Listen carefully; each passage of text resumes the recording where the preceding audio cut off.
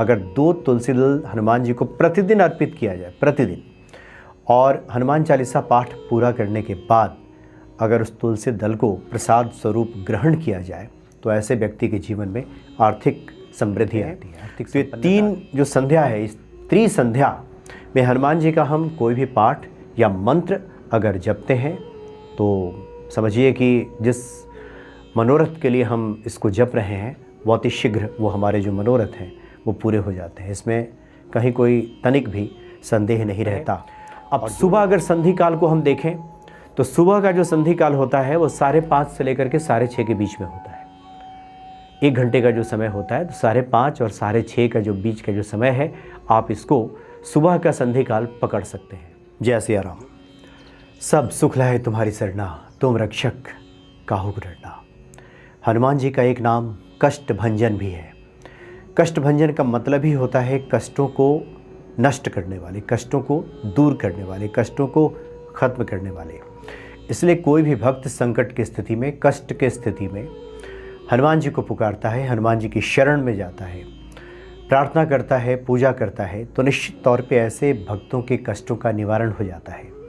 हनुमान जी की प्रसन्नता के लिए कई ज्ञात विधियां हैं, बहुत प्रचलित विधियां हैं जिसके बारे में आम जनमानस में लगभग लोग परिचित हैं कि किस प्रकार से हनुमान चालीसा का पाठ करें, सुंदरकांड का पाठ करें। लेकिन साथ ही कुछ ऐसी भी अज्ञात विधियां हैं जिसके बारे में आम जनमानस को कम पता है, लेकिन जो साधु संत हैं, महात्मा हैं, उन विधियों को करते हैं और जीवन को सफल बनाते हैं, जीवन को मंगलमय बनाते हैं।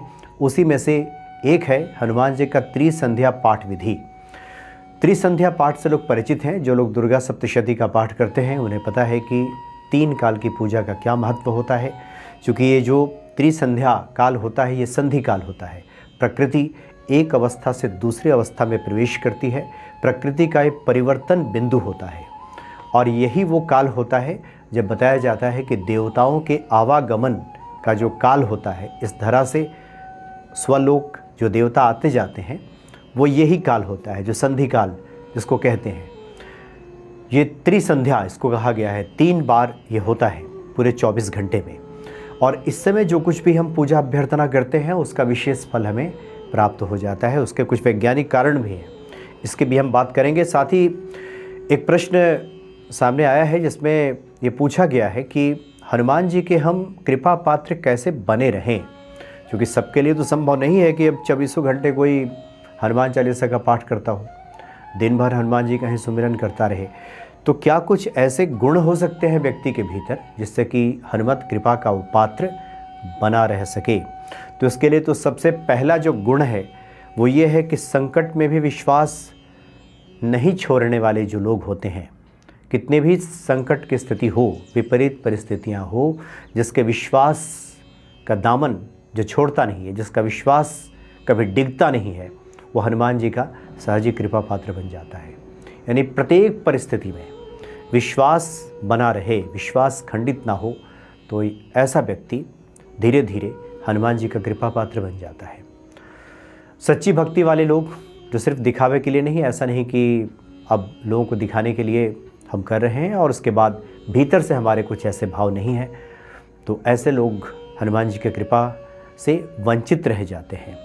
जिन लोगों की श्री राम में आस्था है, जो हनुमान जी की पूजा करते हैं और राम में ही आस्था ना हो, राम जी को ही लेकर के तमाम तरह के संदेह व्यक्त करते रहते हो, संदेह उनके मन में उठता रहता हो, ऐसे लोग हनुमान जी के कृपा पात्र नहीं बनते। जो लोग निष्ठावान, अनुशासित लोग हैं, जो संयमित हैं, ब्रह्मचर्य का पालन करने वाले लोग हैं और सेवा भाव वाले लोग हैं, ऐसे लोगों पे भी हनुमान जी की कृपा बरसती रहती है।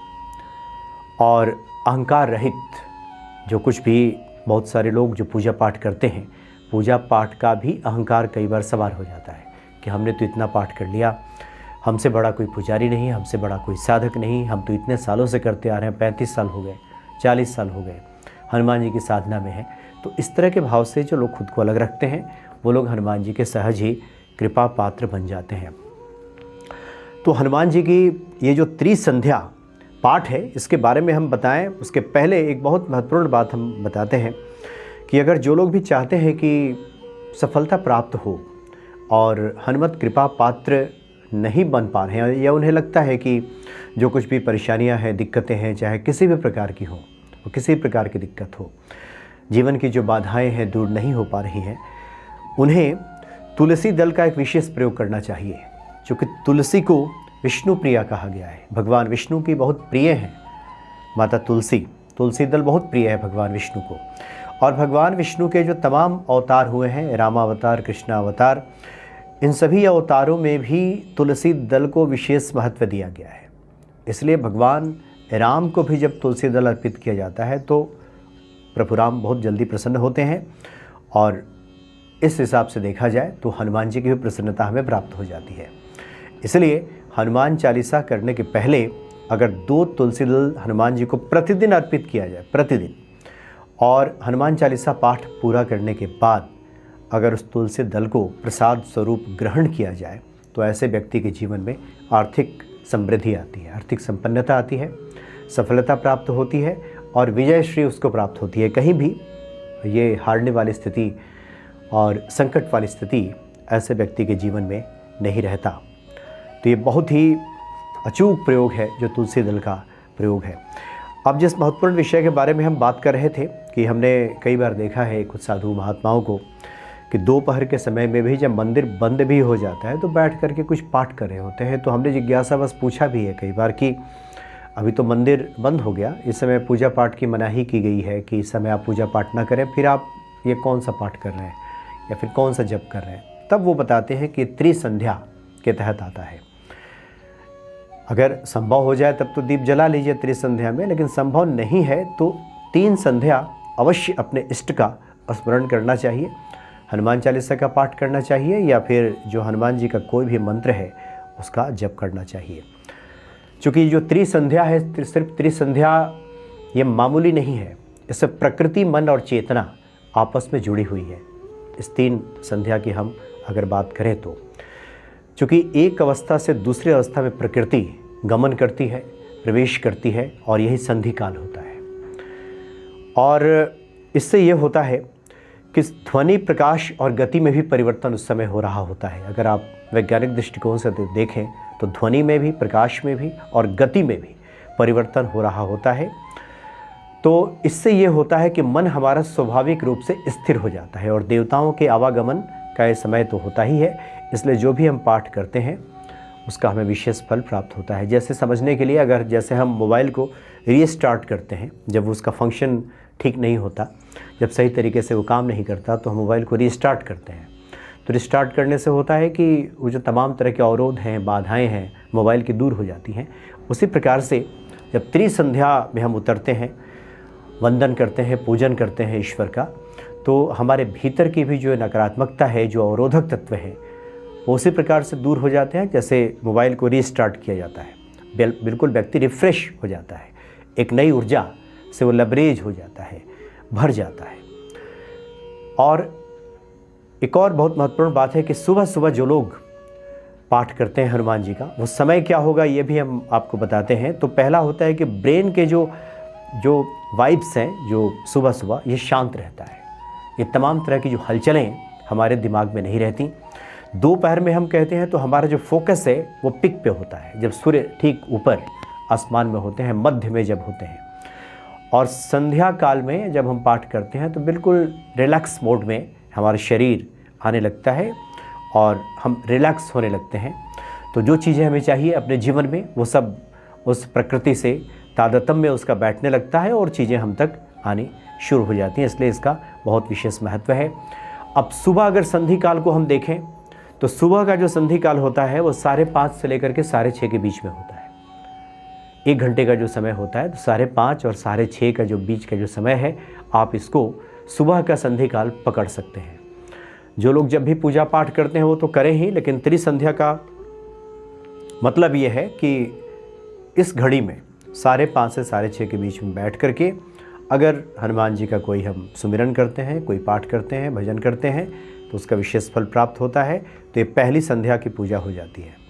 जो दूसरी संध्या है 12:45 तक, 12:45 बजे तक, दोपहर में 12 से 12:45 बजे तक का जो समय होता है, ये दूसरी संध्या का समय होता है। तो इस दौरान अगर हम कोई जप करते हैं, कोई पाठ करते हैं, कोई मंत्र जपते हैं तो उसका विशेष फल हमें प्राप्त होता है और मनोकामना सिद्धि में बहुत ही सहायक बन जाता है। और संध्या का जो समय है, संध्या काल, वो 6 बजे से लेकर के 7 बजे तक, 1 घंटे का आप समय इसको लेके चल सकते हैं, गोधूली बेला जिसको कहते हैं। तो ये 3 जो संध्या है, इस त्रिसंध्या में हनुमान जी का हम कोई भी पाठ या मंत्र अगर जपते हैं तो समझिए कि जिस मनोरथ के लिए हम इसको जप रहे हैं बहुत ही शीघ्र वो हमारे जो मनोरथ हैं वो पूरे हो जाते हैं। इसमें कहीं कोई तनिक भी संदेह नहीं रहता। और जो लोग इसको नियमित अपनी दिनचर्या का हिस्सा बना लेते हैं उनके तो क्या कहने हैं। जहाँ कहीं भी हो, दफ्तर में हो, किसी कार्य क्षेत्र में हो, कहीं भी हो, ये 3 टाइम जो है याद आ जाए व्यक्ति को और स्त्री संध्या का वो पूजन कर ले, तब तो समझिए कि वो जो चाहता है अपने जीवन में वो सब प्राप्त होने लगता है। इसलिए त्रिसंध्या का बहुत विशेष महत्व बताया गया है। आवश्यक नहीं है कि हम उस समय दीप ही जलाएं, जल का पात्र रखें। मंगलवार को अगर ऐसा संभव हो जाए, अगर फुर्सत में हम हो तो कर लें तो और अच्छा, और नहीं तो कम से कम कहीं भी हो तो इस बात का ध्यान रखते हुए हम पाठ मंत्र जप तो कर ही सकते हैं, हनुमान जी का सुमिरन तो कर ही सकते हैं और इसका हमें निश्चित तौर पे अतिशीघ्र लाभ प्राप्त होता है। और जो मानसिक डर है ये सबसे पहले दूर हो जाता है, तमाम तरह के जो भय है वो दूर हो जाता है। संकट की स्थिति में जो व्यक्ति है उन संकटों से बाहर चला जाता है। किसी प्रकार की कोई कमी है जीवन में, उस कमी की पूर्ति भी होने लगती है त्रिसंध्या के पाठ मात्र से। तो इतना महत्व है इस त्रिसंध्या का, इसलिए जो लोग भी साधु महात्मा हैं, वैरागी हैं, सन्यासी हैं, वो इसका निश्चित तौर पे पालन करते हैं। और कुछ करें ना करें, कर्मकांड में उतरे ना उतरें, इस त्रिसंध्या वाले सूत्र को तो अवश्य ही पकड़ के रखते हैं और इसका पालन करते ही करते हैं। इसलिए उनके जीवन में किसी चीज़ की कोई कमी भी नहीं रहती। रोटी लुगा नीके राखे।